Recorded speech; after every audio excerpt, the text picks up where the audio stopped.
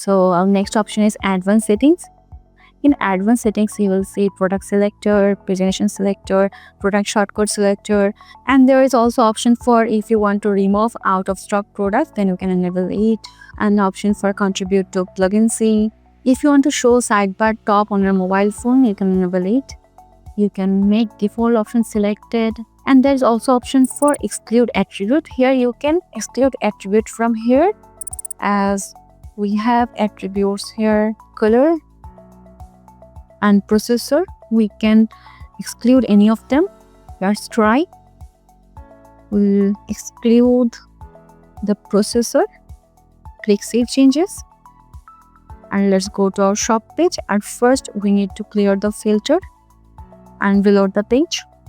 Now look, our processor has gone. You can again get it back. Simply you need to click Control and click on the processor. Now click save changes. Now let's go to shop page. Let's reload the page. Here the processor comes again.